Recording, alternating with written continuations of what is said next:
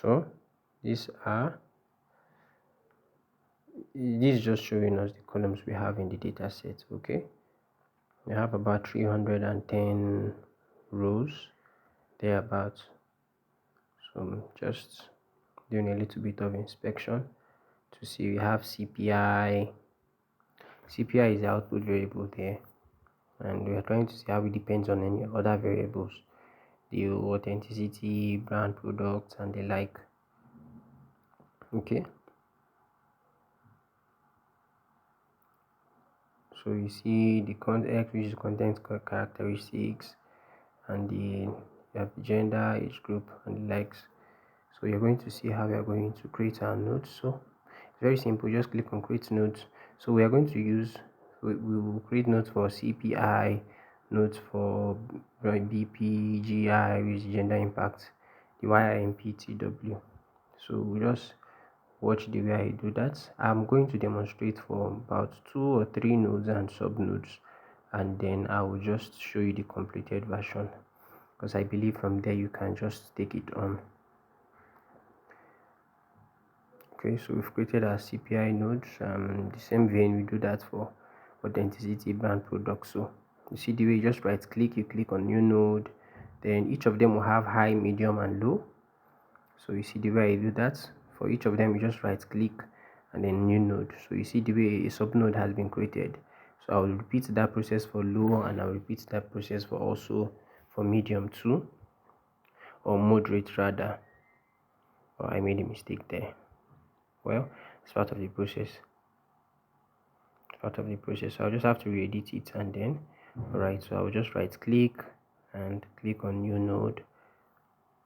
Alright, so just watch what I'm going to do and how. Alright, so right click, edit the name, right click again, and create a new node. That's mistake. High should be moderate. Alright, so we have so just watch out what I'm going to do. Sometimes it's good to be lazy. I'll just copy, highlight, copy it, and then I'll paste it on the other nodes. Yes, I'll paste it on the other nodes so that each of the nodes there will have high, low, and moderate. So by the time I'll just copy, and then you see it appears on under brand products, and I'll do the same for CPI. So I'm going to do the same for every other node. We have like 6 nodes. You see it, you're going to see it. So I'll just show you the completed process. I'll show you the completed process now. I'll show you the completed process now.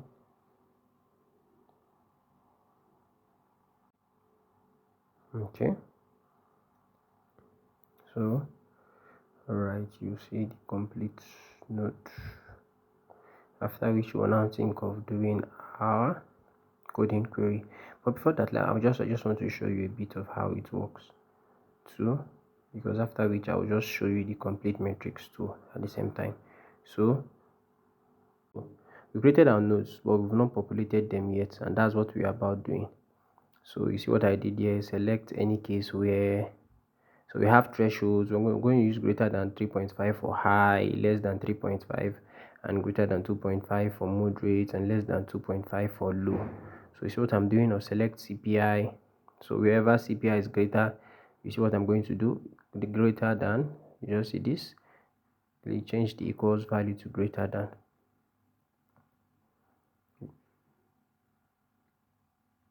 I think I want to start with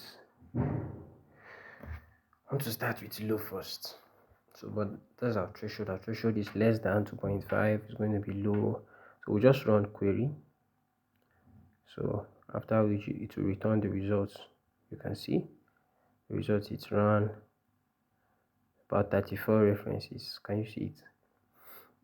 So what's going to happen is that we're going to save the results. We can save the results to low under CPI. So if we didn't go this route, we would have actually had to be doing it manually. Can you imagine having to manually code 34 observations, and how much more you have? 300. So we just run and save results. So we'll click the place where we want it to be saved, the location. So merge results into existing code, select under CPI, click low, and then okay. So by the time you click on this, you discover that our CPI low has been populated. So that's the same way, it's the same process we're going to take or go through to populate every other subnode: high, low, moderate, under CPI, brand, product, authenticity. Well, yeah, authenticity too. So we just see. So we do the same for high, do the same for moderate, just same process.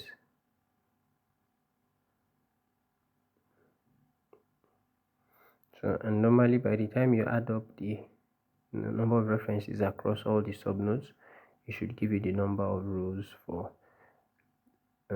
your dataset. So you can see this is a completed process. I actually renamed the node to make it more descriptive, because in data analysis you have to use descriptive names. So you see what I have been able to code each of them. By the time you add it up, you discover that it gives you the total number of observations. You see it, 56 plus 48 plus 196 will give you 300 thereabout.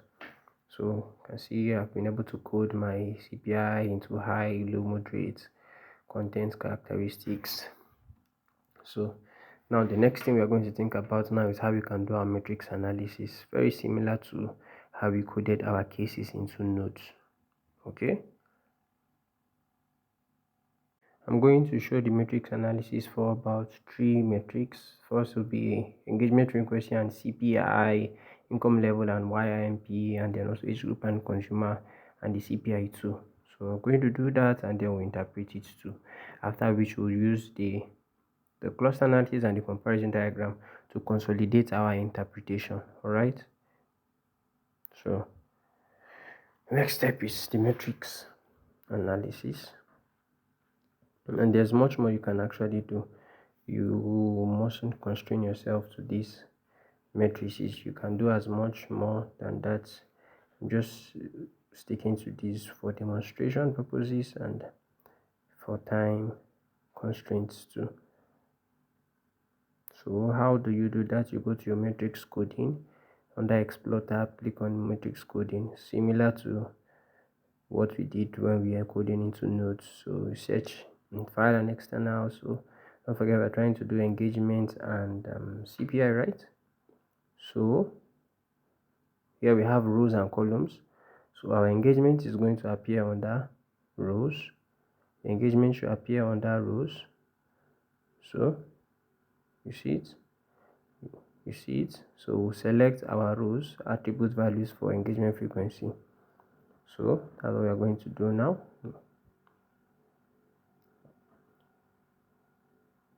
By the way, I already have my workflow because it helps to make your work ordered, your analysis ordered. So I'll just click on attribute, select under classifications, survey respondent. I'll look for engagement frequency, click on OK. Then you see the several values you have on the engagement frequency. I'll actually have to go into add each of them. Because we want to look at the whole column. So both weekly, daily, rarely, and occasionally. And so that's what we're about doing now. That's what we are doing now. So select for daily, go do the same for occasionally and rarely. So don't forget engagement frequency and CPI. So under columns now we'll select CPI. So select items under nodes, click nodes under CPI.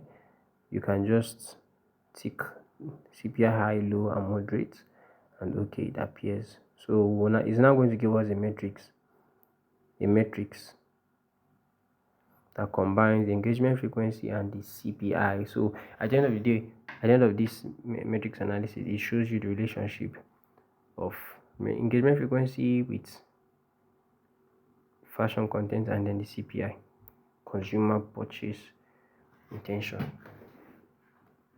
So you see our results here now. All right, so it's not difficult. So the next thing now is to interpret it. So we have the subgroups under engagement frequency. the four different subgroups: weekly. I'm just trying to open it so that you can see it yourself: weekly, daily, rarely, occasionally. And the subgroups under CPI, or the subnodes: CPI high, CPI low, CPI moderate. So let's interpret it. You can see that there's a lot of there's a lot of density around the CPI moderate, showing that most of the respondents has average or moderate preference, or moderate CPI. So we see that most of them that engage with fashion content fall within the moderate CPI category. That's one observation that we have there. One observation. Also, you see that the CPI low, we have low CPI across all the four groups. And another observation that we have is that the CPI high also is not relegated to one subgroup of the engagement frequency. So, and it's not, you won't say, okay, it's not relegated to one subgroup. So it's that gives us the impression that it tells us that this CPI high, CPI basically overall, on the overall, is most likely affected by other factors, because we cannot get a particular pattern, a particular trend just from this analysis. We see that we can't say that, okay, CPI is directly proportional to the engagement frequency. As you can see, for the high CPI high, we see several, it's spread across the several subgroups of engagement frequency with fashion content, and we are having a high density around the moderate CPI category. So the overall insight we can pick from here is that definitely there are other contextual factors that affect the CPI, the consumer purchase intention. So we are going to look at we're going to pick some more variables to confirm the insights we picked from this. So I'm going to pick some more variables too.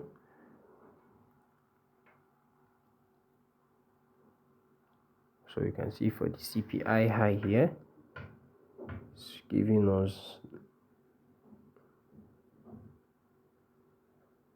that's about so yes, this is still the metrics analysis, but it's giving you a 3D view also. So this is the way we are going to, this is the same way you run this query across every other metric. You see, I did about 7 or 8 of them here, but for time's constraints, I will just interpret 3 of them. Okay, so you see, so the next stuff now I want to interpret is income and YIMP, which is the income impacts. So let's see what we have from the income level and income impact. So one thing you can observe for here is that you see those ones now with low income level and those ones that have high income level. Both of them demonstrate notable levels of income impact. You can see, and there's still that high density around the moderate category for this income impacts too. You see it? And then this tells us that you see there's a high density around the moderate level, and this also tells us that this influencer marketing metric now, which is the income impact exact influence across a strata, it's not just confined to the low impact, the income level group, or those ones that have the highest income earning. So it's spread across the different strata now, the different socio-economic strata, rather than being confined to, normally expect it to be confined to probably the high income consumers or the low income consumers. Okay, so especially the low and the high income low and high income respondents, you discover that they demonstrate high levels of moderate. You see, under moderate, they're the ones that have the highest, and also under high too. You see them. The first is actually the low income level, 100,000. You see, 16. It's having 16, which is like under the high. They are the ones that have the highest value. You see it, the ones that have the highest value, even okay, under moderate to almost the highest. So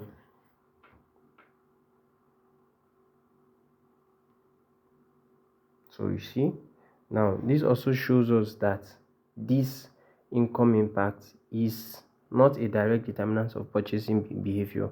We can't say okay, the low income level have demonstrates high income impact alone, or we can't say that these variables are inversely proportional, inversely related, or directly related. We see several behaviors across the groups there. So this shows us that this is basically a moderating factor rather than a direct determinant of the CPI. Don't forget, we are trying to relate this. To the output variable, which is the purchase intention. So we can say that this pattern implies that income impact is a moderating factor of purchase behavior.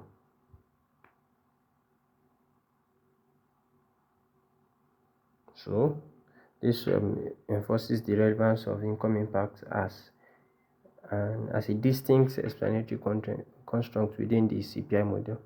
So next off, we are going to have we want to plot what's the next thing now? That's the cluster. We want to do our cluster analysis. Okay, so under your metrics, just go click codes. So nodes, we are going to basically select all of them, and we'll have to untick the head nodes because they don't have any references. So forgive me for being a little bit lazy.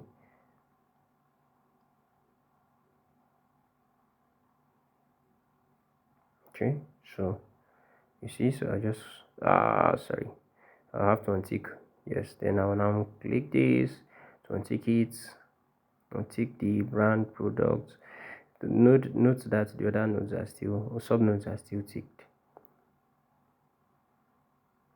Why are we unticking these parent nodes? Because they don't have any reference. There's no file observation that is coded to them. So okay, we have our, so it's not word similarity, it's coding similarity based on the nodes, and we use Jacquard's coefficient. It's normally better for numerical values.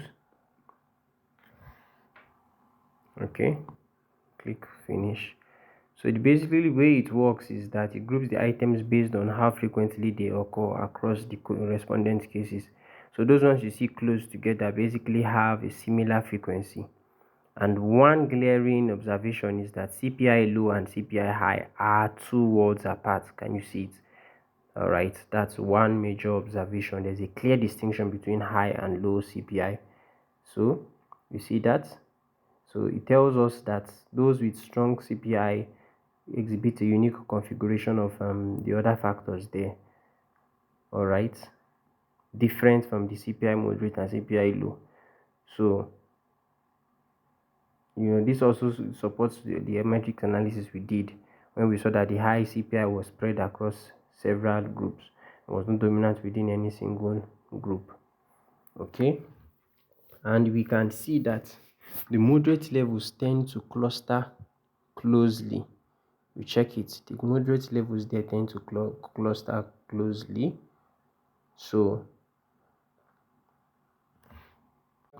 cluster closely, which shows us that most of the respondents hold balanced perceptions across these variables. Okay, so most of these reinforces our findings from the matrix analysis. Reinforces our findings from the matrix analysis, where we saw a huge density around the moderate category or the moderate subnodes. So, like I said, the cluster analysis highlights close associations between, you know, these variables. So the closer shows you how similar their frequency is, how close they are. Income impact clusters around the perception metrics like the trustworthiness and the authenticity, rather than forming its own an isolated economic dimension, which supports its role as a moderator. Remember, we mentioned it's a moderator. So, and it also reinforces the fact that we mentioned that these variables are not single determinants of the purchase behavior. So, but we classify them as moderators. So each of them are distinct explanatory variables to the model. So reinforces our findings from the matrix analysis. Reinforces our findings from the matrix analysis.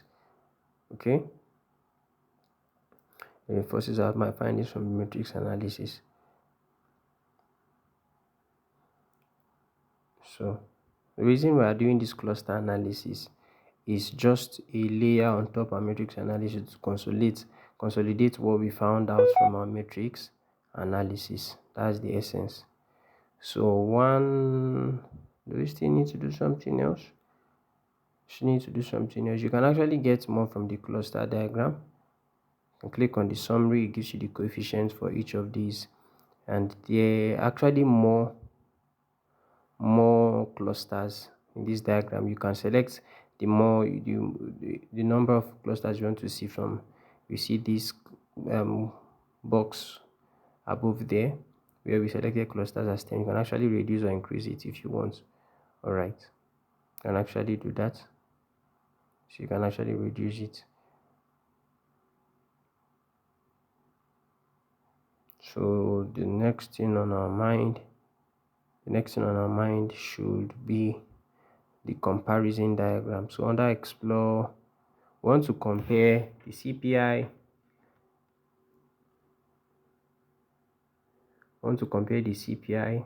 High against the CPI low to show that both of them, there's a clear distinction between the high and purchase intention. That would give us that backing that both of them are formed by a unique combination of these variables that we have said are independent variables. That's the social media influencer marketing metrics, the authenticity, content characteristics, trustworthiness. So you can see the CPI high is the one with so much many nodes, and the CPI low is one with less. So you see the CPI is connected to so many nodes.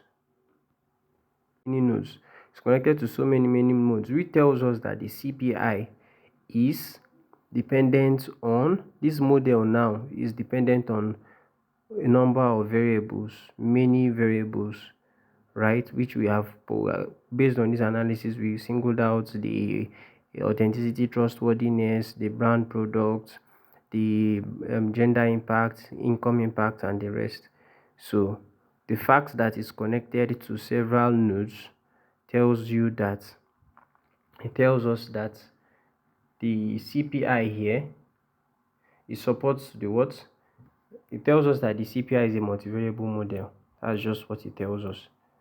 So, and the fact that the CPI high and the CPI low are having different kind of configurations, it tells us that it reinforces the findings we have from the matrix analysis and from the cluster diagram. Reinforces the findings we have from the matrix analysis and from the cluster diagram. This is also a layer on top of the other analysis we did to consolidate the results we had earlier on from the matrix analysis and from the cluster diagram. Okay, so don't forget we are trying to examine how these other variables affect consumer purchase intention, which is CPI. So I'm still going to show you each of the variables, the major marketing metrics. They are all called the social media influencer marketing metrics. I'll show you their meanings and then I'll show you the model. So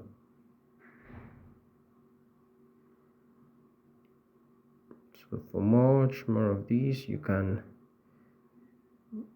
follow us for much more explanations on this analysis, and then much more insights from this analysis.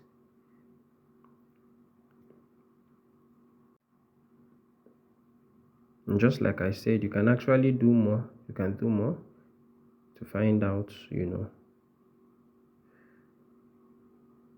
So this is our model. You see it written mathematically.